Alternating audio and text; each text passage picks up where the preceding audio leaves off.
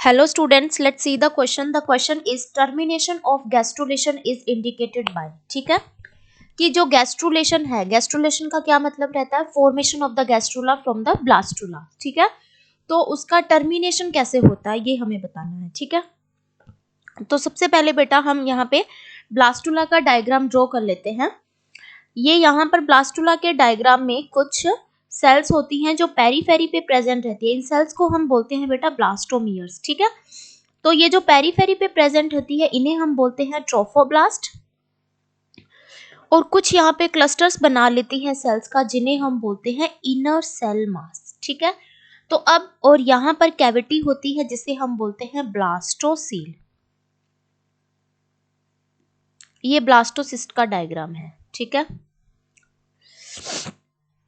अब क्या होता है बेटा फर्दर डिवीजन में आगे गैस्ट्रुला बनता है. ठीक है, गैस्ट्रुला में क्या होता है कि ये जो इनर सेल मास था ना, इन्होंने क्या किया, 3 लेयर बना ली डिफरेंट. एक्टोडर्म बना ली, एक मेसोडर्म बना ली और फिर एंडोडर्म बना ली. ठीक है, अब ये एक्टोडर्म अलग से किसी ऑर्गन का फॉर्मेशन करेगी, ये अलग से ऑर्गन बनाएगी, अलग से बनाएगी, सारे ऑर्गन मिलके एक ऑर्गेनिज्म बना देंगे. ठीक है, कंप्लीट ऑर्गेनिज्म का डेवलप कर देंगे. ठीक है, तो बेटा अब क्या होता है कि ये जो कैविटी है इसके अंदर ये वाली सेल्स है ना, ये इन्वेजिनेट होना स्टार्ट हो जाती है गैस्ट्रुलेशन के टाइम में.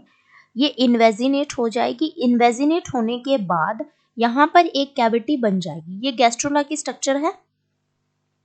ठीक है, एक कैविटी बन जाएगी और ये जो सेल्स है ना, यहाँ पे लेयर्स एक्टोडर्म, ये यहाँ पे खुद को अरेंज करना स्टार्ट कर देगी. ठीक है, डिफरेंट. तो यहाँ पे क्या होता है बेटा कि ये जो ब्लास्टोसील है ना, ये तो डीजनरेट हो जाती है और ब्लास्टोसील की जगह पे एक नई गैस्ट्रुला की कैविटी आ जाती है जिसे हम बोलते हैं आर्केंटेरोन. ठीक है, ओके, ये प्रिमिटिव गट को शो करती है और फ्यूचर में ये एलिमेंट्री कैनाल बनाएगी, फ्यूचर एलिमेंट्री कैनाल. ठीक है, तो किसका ओब्लिटरेशन होता है बेटा? ओब्लिटरेशन होता है ब्लास्टोसील्स का, तो जिसकी वजह से टर्मिनेशन ऑफ गैस्ट्रुलेशंस इंडिकेट होता है. ठीक है, तो हमारा ऑप्शन ए यहाँ पे बिल्कुल सही हो जाता है. बी बोल रहा है बेटा ओब्लिटरेशंस ऑफ आर्केंटेरोन.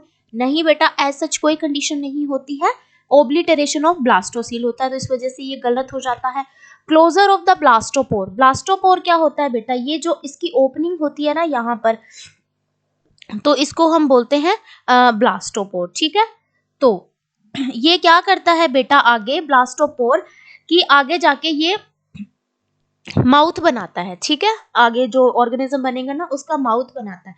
तो इसके क्लोजर से ये टर्मिनेशन ऑफ गैस्ट्रुलेशन नहीं होता है, तो इस वजह से ये भी गलत हो जाता है. डी बोल रहा है closure of neural tube.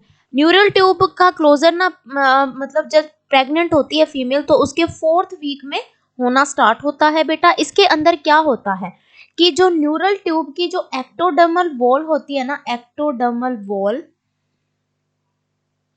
Of neural tube, वो क्या बनाती है बेटा? वो बनाती है एक रूडिमेंट बनाती है किसका? नर्वस सिस्टम का. ठीक है, और जो सेंटर होता है इस न्यूरल ट्यूब का वो होता है न्यूरल कैनाल. तो इसकी वजह से भी बेटा किसी तरह का टर्मिनेशन नहीं होता है, तो ये भी गलत हो जाता है. So option A is the correct option. Thank you बच्चों and all the very best.